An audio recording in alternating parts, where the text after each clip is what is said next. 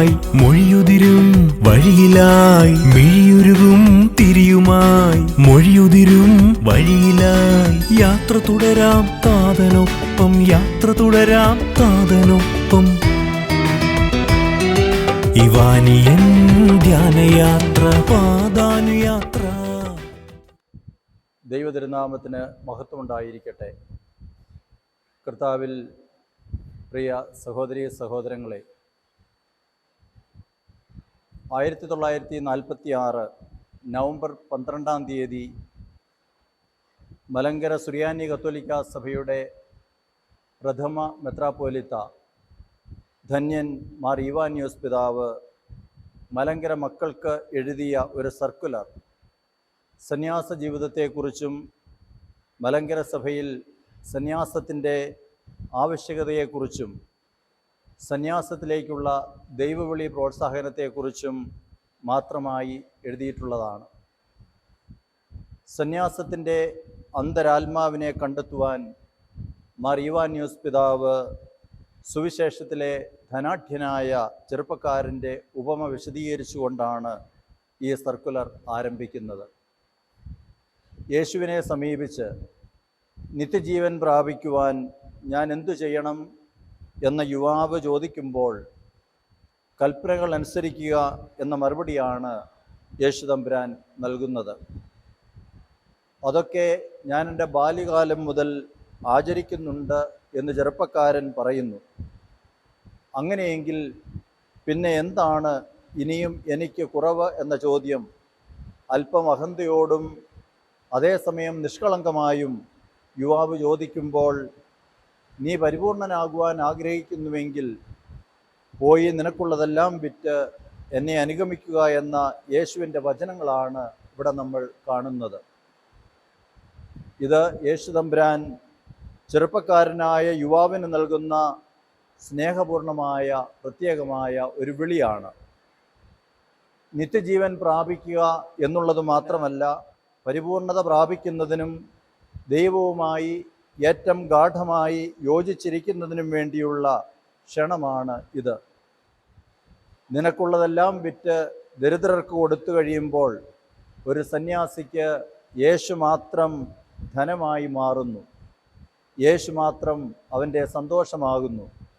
യേശു മാത്രം അവൻ്റെ ജീവിത പ്രമാണമാകുന്നു.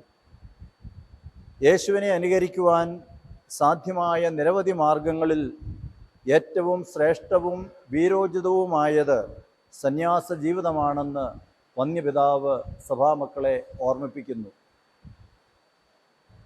മാർ ഇവാനിയോസ് പിതാവിൻ്റെ ജീവചരിത്രത്തിൽ തെളിമയാർന്ന വാക്കുകളാൽ എഴുതിയിടപ്പെട്ട ഒന്നാണ്, ചെറുപ്പം മുതൽ തന്നെ സന്യാസ ജീവിതത്തോട് വന്യപിതാവിന് അതിയായ താല്പര്യം ഉണ്ടായിരുന്നു എന്നുള്ളത്.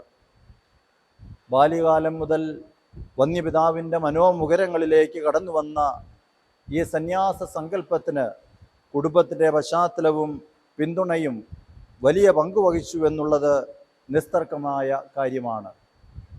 അനുദിനമുള്ള യാമപ്രാർത്ഥനകൾ ഭവനത്തോട് ചേർന്ന് നടത്തിയും ദേവാലയത്തിൽ അനുദിനം അർപ്പിക്കപ്പെടുന്ന വിശുദ്ധ ബലിയർപ്പണത്തിൽ പങ്കെടുത്തും പരിശുദ്ധ അമ്മയോടും വിശുദ്ധരോടുമുള്ള പ്രത്യേകമായ ഭക്തിയും വണക്കവുമൊക്കെ ഹൃദയത്തോട് ചേർത്ത് വെച്ച് ജീവിച്ചതുമൊക്കെ ഈ ആഭിമുഖ്യത്തിൻ്റെ നിദർശനങ്ങളായി കാണുവാൻ നമുക്ക് സാധിക്കും. അതുകൊണ്ടാണ് സന്യാസത്തിലേക്കുള്ള മാർ ഇവാനിയോസ് പിതാവിൻ്റെ വിളിയെ സെറാംപൂരിലോ മുണ്ടൻമലയിലോ ആരംഭിച്ച ഒന്നായി മാത്രം ഒതുക്കുവാൻ നമുക്ക് സാധിക്കാത്തത്.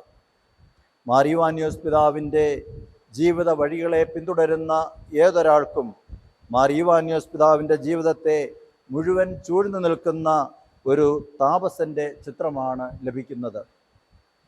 മാവേലിക്കരയിലെ പ്രശസ്തവും അതിപുരാതനവുമായ പണിക്കർ കുടുംബത്തിലാണ് മാർ ഇവാനിയോസ് പിതാവ് ജനിച്ചത്. സ്കൂൾ കാലഘട്ടത്തിൽ പഠനത്തിൽ ഉന്നത വിജയം കരസ്ഥമാക്കിയ ഒരു ബഹുമുഖ പ്രതിഭയായിരുന്നു മാർ ഇവാനിയോസ് പിതാവ്. തുടർന്ന് തനിക്ക് സ്വന്തമായി ഉണ്ടായിരുന്നതെല്ലാം ഉപേക്ഷിച്ച് ദൈവത്തിൻ്റെ വിളിക്ക് പ്രത്യുത്തരം നൽകിക്കൊണ്ട് നാടും വീടും വിട്ട് പൗരോഹിത്യ ജീവിതത്തിലേക്ക് പ്രവേശിക്കുന്നു.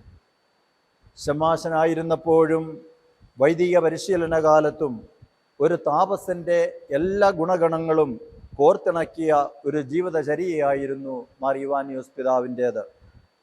ഔദ്യോഗികമായി സന്യാസ ജീവിതം ആരംഭിച്ചില്ലായിരുന്നുവെങ്കിലും ഈ കാലമത്രയും തൻ്റെ ജീവിതചര്യ ഒരു താപസന്റെ ജീവിതക്രമത്തിന് തുല്യമായിരുന്നു. യാമപ്രാർത്ഥനയ്ക്കും കൂദാശാനുഷ്ഠാനങ്ങൾക്കുമൊപ്പം ധ്യാനത്തിൻ്റെയും ശാന്തതയുടെയും ഒക്കെ നല്ല അനുഭവങ്ങൾ പിതാവിൻ്റെ ആത്മീയ ജീവിതത്തെ എന്നും അലങ്കരിച്ചിരുന്നു. തുടർന്ന് MD സെമിനാരിയുടെ പ്രിൻസിപ്പൽ സ്ഥാനം രാജിവെച്ചുകൊണ്ട് സെറാംപൂരിലേക്ക് യാത്രയാകുന്ന മാർ ഇവാനിയോസ് പിതാവിനെയാണ് നമ്മൾ കാണുന്നത്.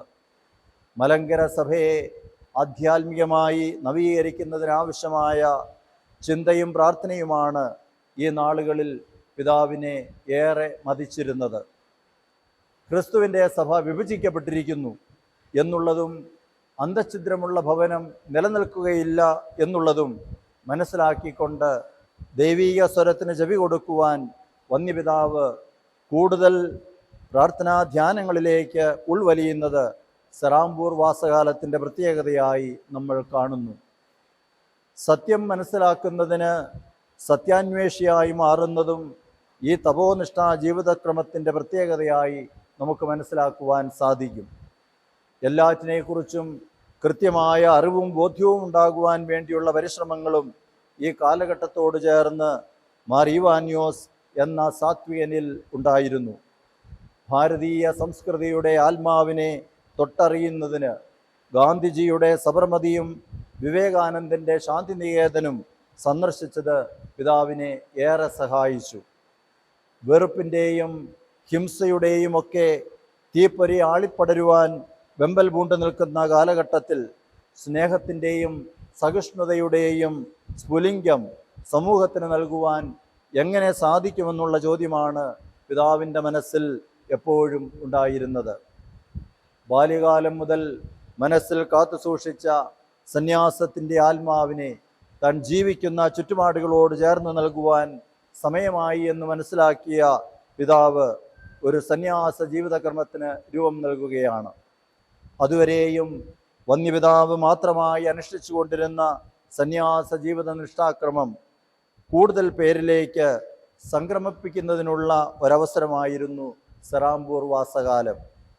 കൂട്ടായ്മയിലൂടെയുള്ള സന്യാസത്തിൻ്റെ സാക്ഷ്യത്തിന് ഇവിടെ കൂടുതൽ അർത്ഥതലങ്ങൾ വരികയാണ്.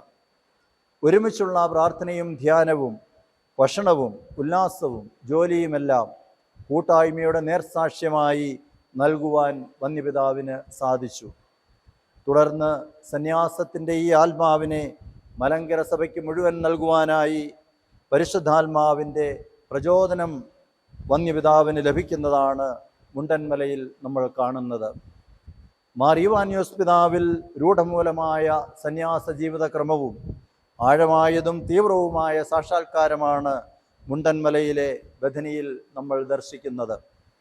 ബാല്യകാലം മുതൽ മനസ്സിൽ കാത്തുസൂക്ഷിച്ചതും തൻ്റെ പൗരോഹിത്യ പരിശീലന കാലഘട്ടത്തിൽ ജീവിതത്തിൻ്റെ നിഷ്ഠകളോട് ചേർത്തുവെച്ച് ജീവിക്കുവാൻ പരിശ്രമിച്ചതും സെറാംപൂർ കാലഘട്ടത്തിൽ ഒരു സ്ഥായിയായ ഭാവവും രൂപവും നൽകി ആരംഭം കുറിച്ചതും ഇന്നിപ്പോൾ മുണ്ടന്മലയിൽ അതിൻ്റെ പൂർണ്ണതയിൽ എത്തി നിൽക്കുന്നതുമായ മാർ ഇവാനിയോസ് പിതാവിൻ്റെ തപോനിഷ്ഠാ ജീവിതം മലങ്കര സഭയ്ക്ക് മുഴുവനായി ഒരു അനുഗ്രഹമായി മാറുകയാണ്.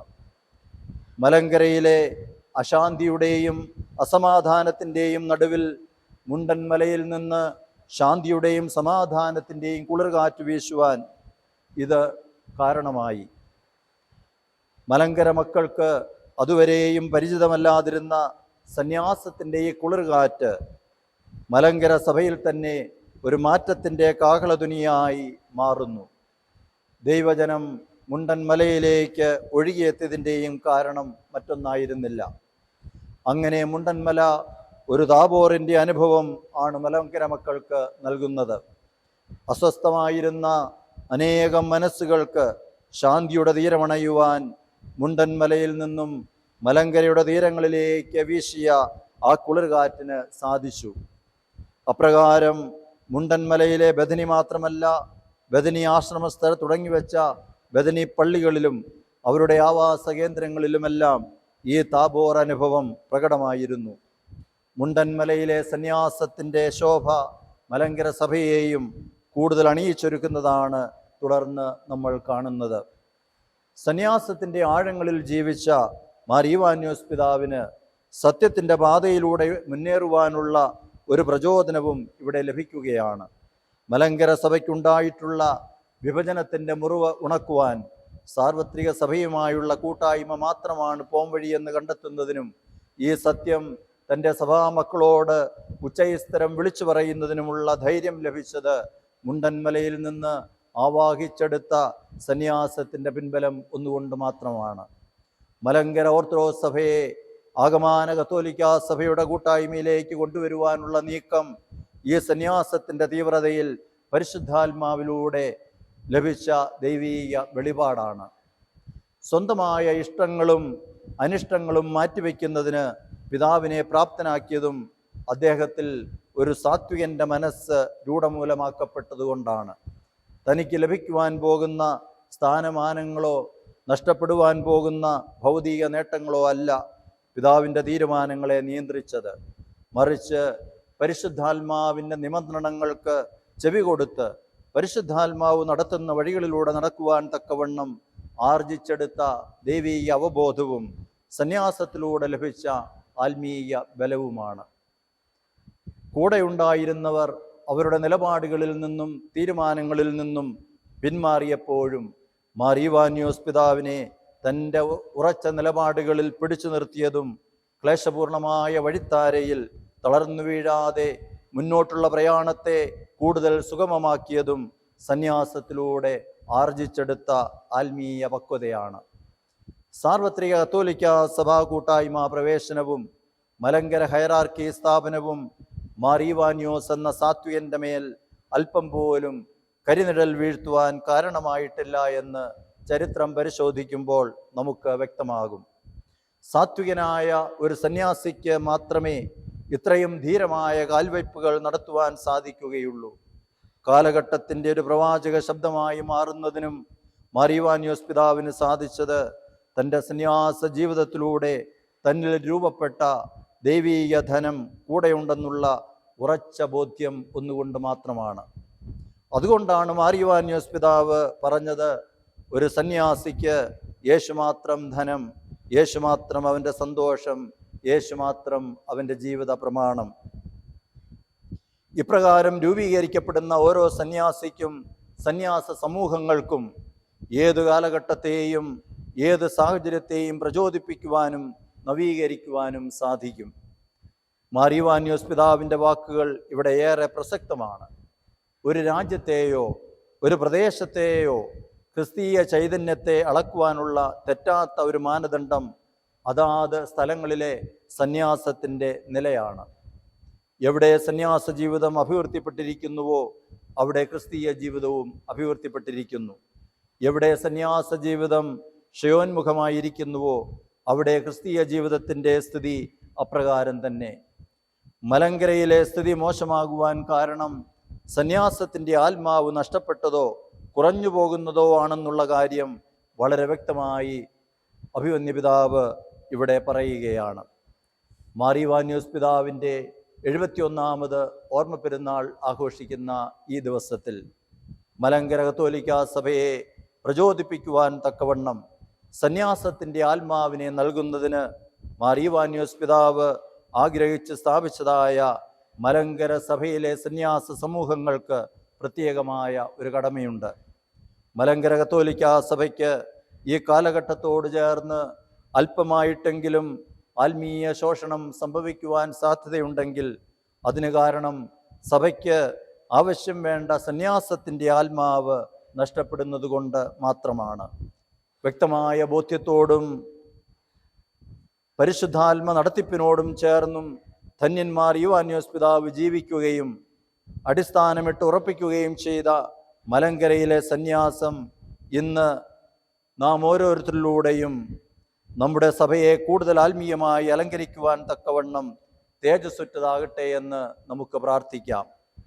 മലങ്കര കത്തോലിക്കാ സഭയിൽ സന്യാസത്തിൻ്റെ ഈ ആത്മാവ് നഷ്ടപ്പെടാതിരിക്കുവാൻ എല്ലാ മലങ്കര മക്കളുടെയും ആത്മാർത്ഥമായ പ്രാർത്ഥനയും പ്രോത്സാഹനവും മലങ്കര കത്തോലിക്കാ സഭയിലെ സന്യാസ പ്രസ്ഥാനങ്ങളോടൊപ്പം ഉണ്ടാകണം. സ്വർണം മൂശയിലെന്ന വണ്ണം സന്യാസമാകുന്ന അഗ്നിയിൽ സ്ഫുടം ചെയ്ത ജീവിതത്തിന് മാത്രമേ മാർ ഈവാനിയോസ് പിതാവിനെ പോലെ ഏതു കാലഘട്ടത്തെയും പ്രചോദിപ്പിക്കുവാൻ സാധ്യമാകൂ. അവിടെ സന്യാസം ജനഹൃദയങ്ങളിൽ സ്ഥാനം പിടിക്കും. ജനം മുണ്ടൻമലയിലേക്കെന്ന പോലെ സന്യാസ ഭവനങ്ങളിലേക്ക് ആത്മീയ ഭക്ഷണത്തിനായി ഒഴുകിയെത്തും. ധന്യൻ മാർ ഈവാനിയോസ് പിതാവിലെ താപസൻ സന്യാസ ജീവിതത്തിൻ്റെ ബാലപാഠങ്ങൾ ഗ്രഹസ്ഥമാക്കുവാൻ പരിശ്രമിക്കുന്ന നമുക്ക് പ്രചോദനവും മാതൃകയുമാകട്ടെ. എത്രയേറെ വിശേഷണങ്ങൾ മാർ ഈവാനിയോസ് പിതാവിന് ചാർത്തിക്കൊടുത്താലും സന്യാസവര്യനായ മാർ ഈവാനിയോസ് പിതാവ് എന്ന വിശേഷണമാണ് പിതാവിൻ്റെ വിശുദ്ധിയുടെ വടവുകളിൽ ഏറ്റവും ശ്രേഷ്ഠമായിട്ടുള്ളത്. ബാക്കിയുള്ളതെല്ലാം ഇതിൽ നിന്നും നിർഗളിക്കുന്ന കൃപയുടെ അടയാളങ്ങൾ മാത്രമാണ്. മുന്നോട്ടുള്ള പ്രയാണത്തിൽ നമുക്കും പ്രാർത്ഥിക്കാം. ധന്യൻ മാർ ഈവാനിയോസ് പിതാവേ, ഞങ്ങൾക്ക് വേണ്ടി അപേക്ഷിക്കണമേ. ദൈവം ധന്യൻ മാർ ഈവാനിയോസ് പിതാവിൻ്റെ 71ാമത് ഓർമ്മ പെരുന്നാൾ ആഘോഷിക്കുന്ന ഈ ദിവസത്തിൽ എല്ലാ മലങ്കര മക്കൾക്കും ദൈവാനുഗ്രഹങ്ങൾ ചൊരിയട്ടെ എന്ന് ആത്മാർത്ഥമായിട്ട് പ്രാർത്ഥിക്കുന്നു. നമ്മുടെ ഓരോരുത്തരുടെയും ജീവിതത്തെ പ്രകാശിപ്പിക്കുന്ന സ്വർഗീയ സാന്നിധ്യമായി ധന്യൻ മാർ ഈവാനിയോസ് പിതാവ് നമ്മോടൊപ്പം ഉണ്ടാകട്ടെ എന്ന് ആശിക്കുന്നു, പ്രാർത്ഥിക്കുന്നു. ദൈവം നമ്മെ അനുഗ്രഹിക്കട്ടെ.